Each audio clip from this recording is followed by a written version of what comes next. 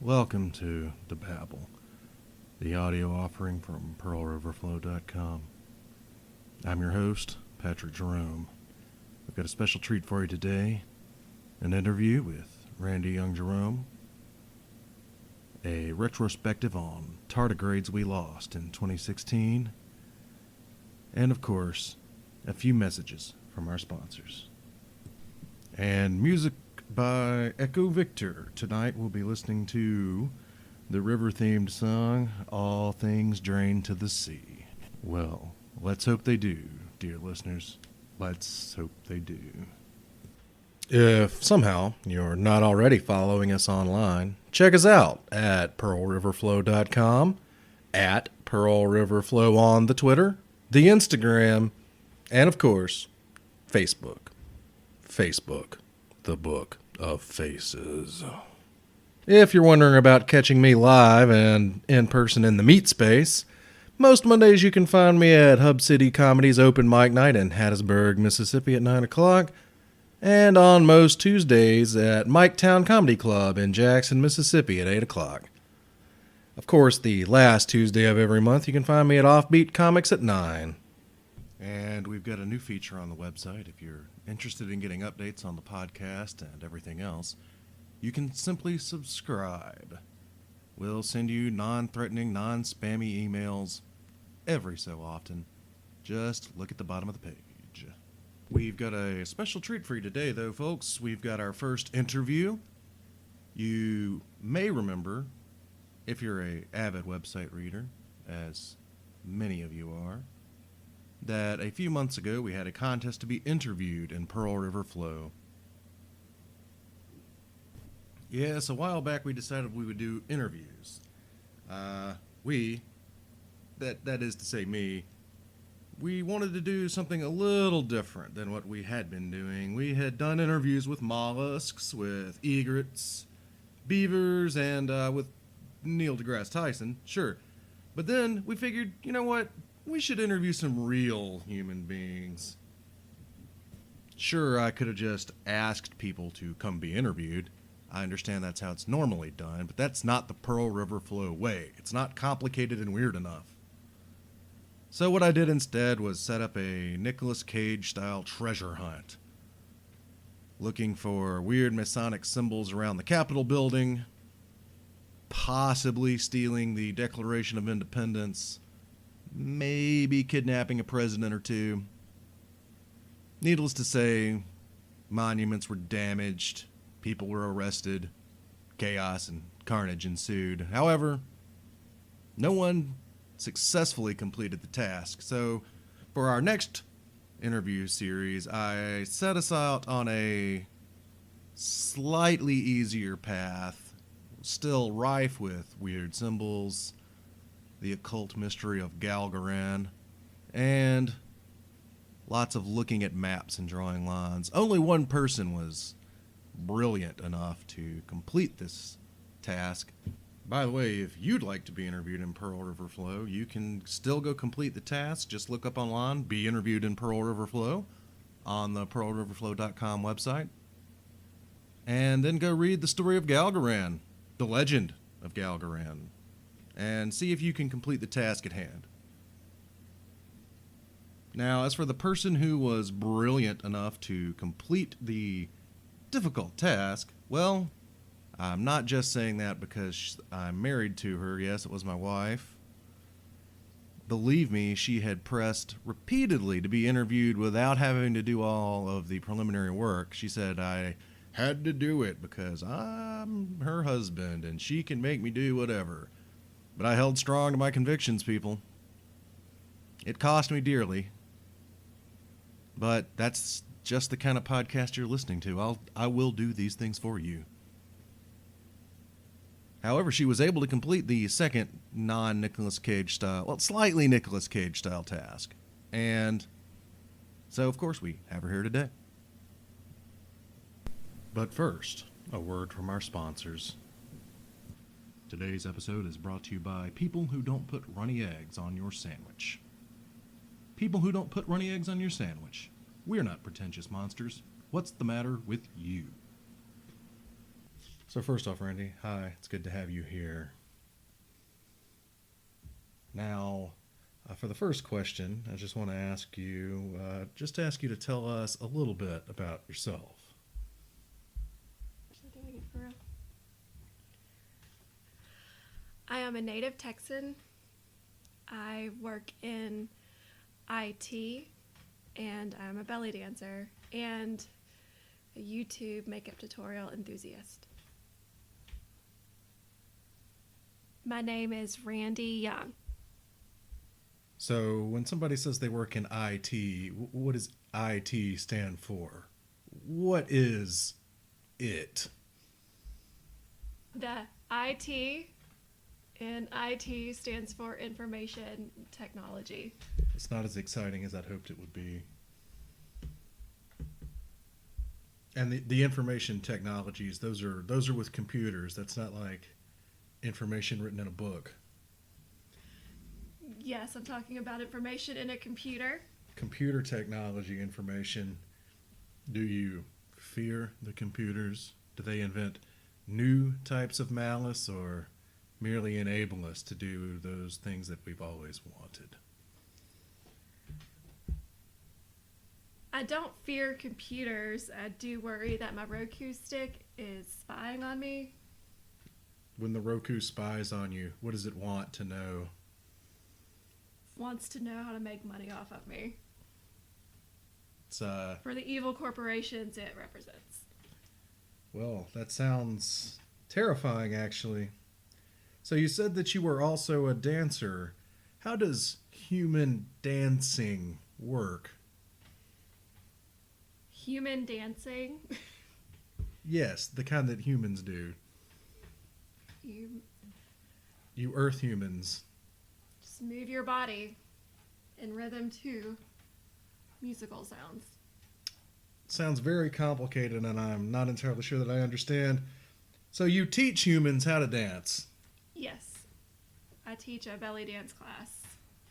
There are other types of movements than just the belly in belly dancing. Yes, that would be boring if only the belly moved. What about animals? A dog? Can you teach a dog to dance?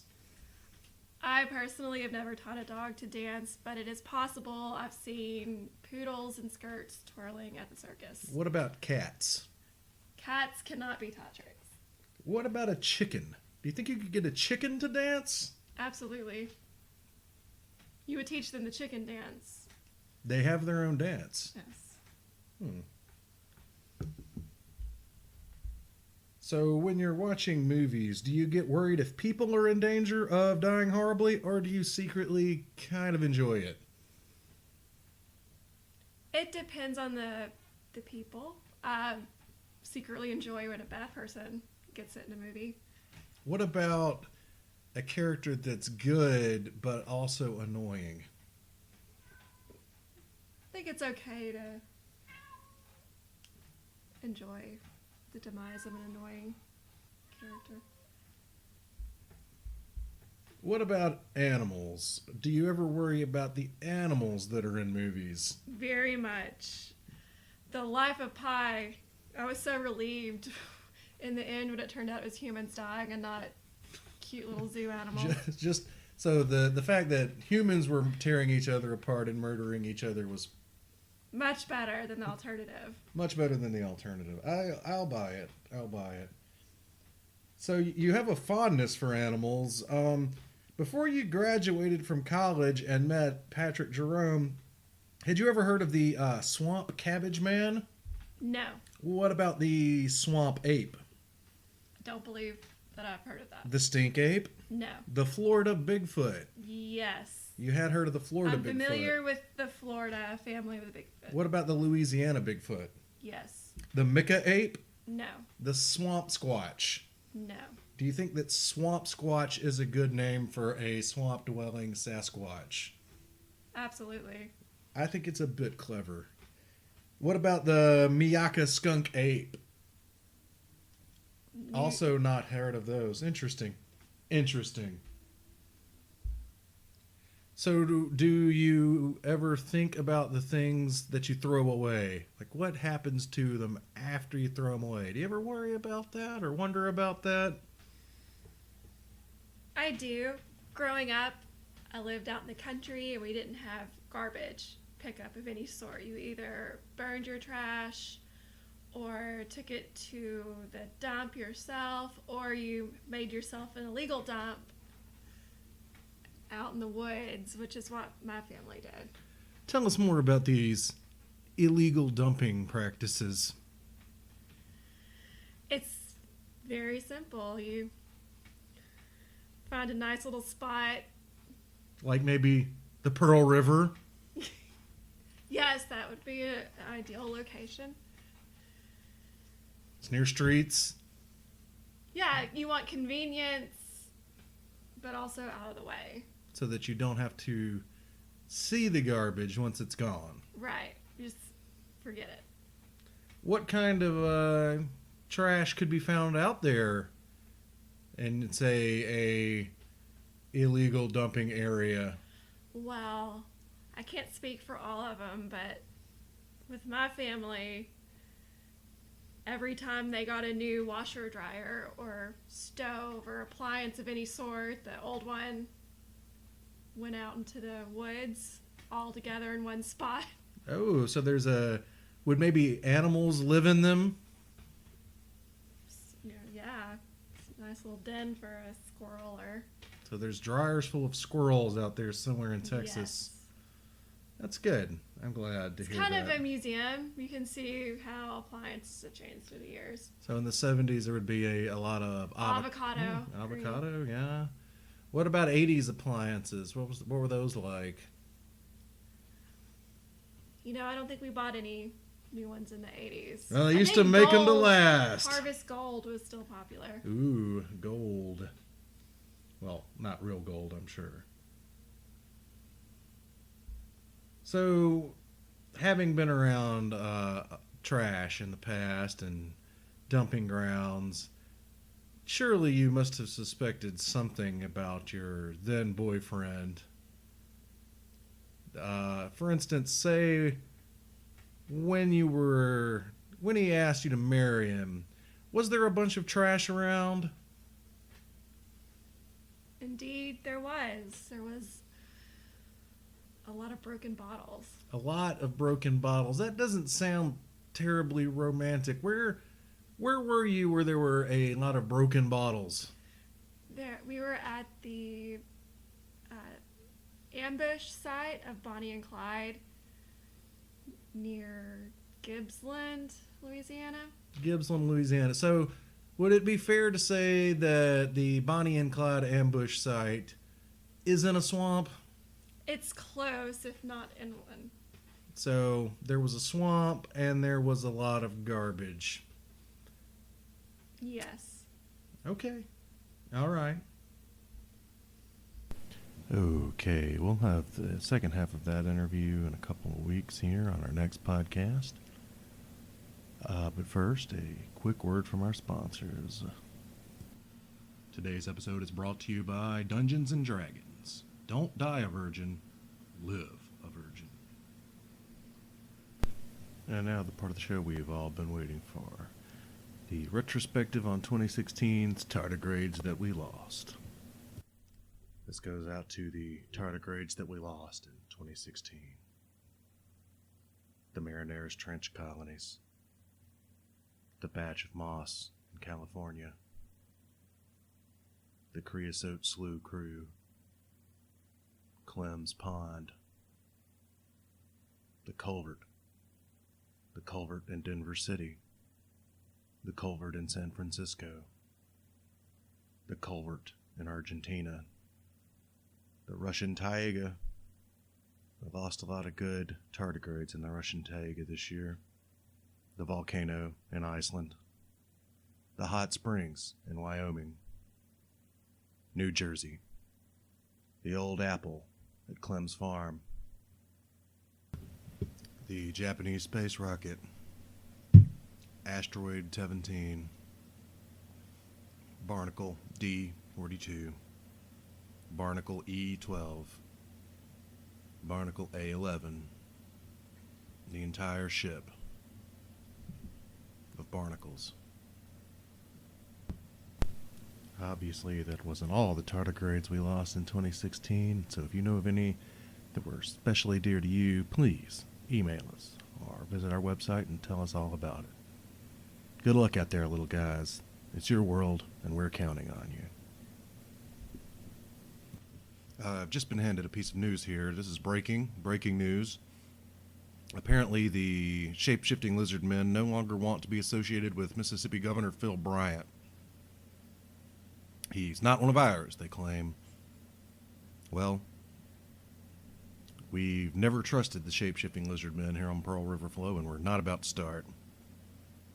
However, I do want to repeat to our listeners that the shape-shifting, blood-drinking, 11th dimension lizard men who secretly rule the world have disowned Phil Bryant, saying he is not, and I quote, one of us. We'll have more on this as it develops. In sports news, people are mad about balls. We'll have more at 11. On a lighter note, we have poems from the end of the world, apocalyptic limericks. First up, the buses and trains. The buses and trains load up here, and a ticket costs everything dear. For as the sky turns to fire, they'll head north or expire. You bought your children one more year. And a briefing on politics. People are mad about balls. We'll have more at 11. Today's episode is brought to you by Tardigrades. Tardigrades, we're water bears, and none of your weapons can harm us. We love your radiation. Please enjoy our planet during your brief existence, you primate motherfuckers. Tardigrades. Ask for them by name. This just in politics. People are mad about balls. We'll have more at 11. And now we'd like to play you off with a little track from Echo Victor. Echo Victor is Walter Young and Loki and Tiffany from here in Jackson, Mississippi. We've got their track, All Things Flow to the Sea, from their LP, Echo Victor. Here we go.